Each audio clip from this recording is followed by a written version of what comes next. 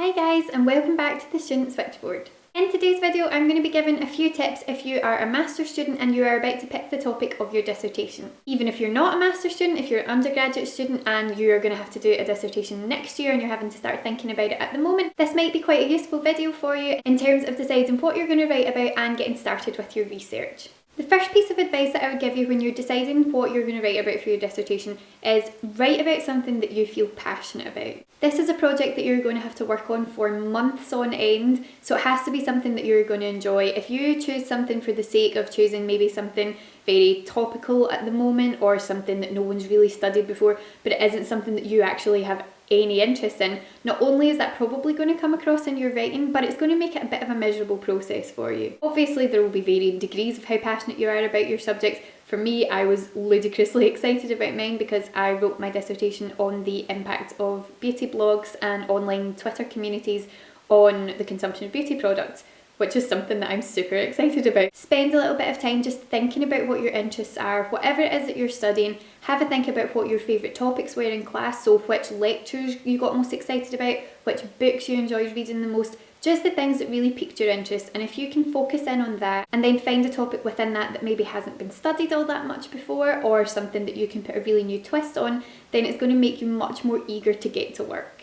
Yes, there are still going to be days when you get up and you sit at your laptop and you think, why can I not just stay in bed and watch another 6 episodes of something on Netflix and pretend that this isn't happening? But unfortunately, you've got to just get on with it, and that's going to be made a lot easier if you enjoy what you're writing about. Point number 2 is something that I kind of incorporated into that last one, but try and find a way to put a new spin on things. We're getting to a point now where so many dissertations have been written before that most things have been covered in one way or another. However, we're also at a point where technologies are advancing and, the world is becoming smaller through technology. So there are always opportunities to find a new way to look at something. So if you're looking at a project that was maybe studied at a kind of global level, so it was something that looked at the way that people interact with website homepages, that's something that we read a report on. You could do that at a more localised level, so you could find out what happens within your kind of hometown or your home city. So this will require that you do quite a bit of preliminary reading before you kind of get kick-started with it,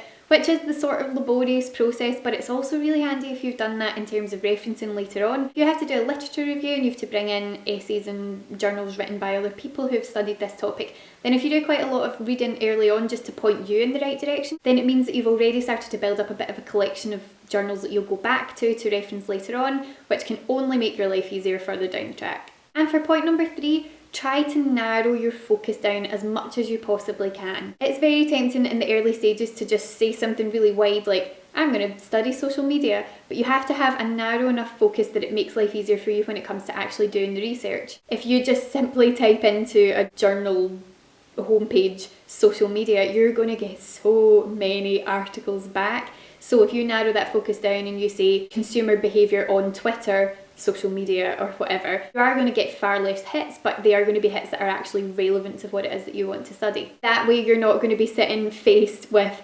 2,000 articles to try and click your way through thinking, how on earth am I ever going to find anything relevant? You're maybe going to have 50 articles and you can narrow that down even further by adding in another search term or whatever, but you're only able to do that if you know exactly what it is that you're looking at. So defining your question is one of the most important things to do. It's also one of the hardest things to do. Do not get me wrong, it is not easy to get that focus narrowed down, because sometimes when you've studied a lot of things that maybe you've been quite interested in, finding that focus can be quite tricky, but once you've done it, it's going to make your life a million times easier. The final point to consider is having realistic expectations. It can be very tempting to say, I'm going to study the internal workings of this massive corporate company. You've got to be realistic and think, am I going to be able to gain access to the inner workings of this massive corporate company?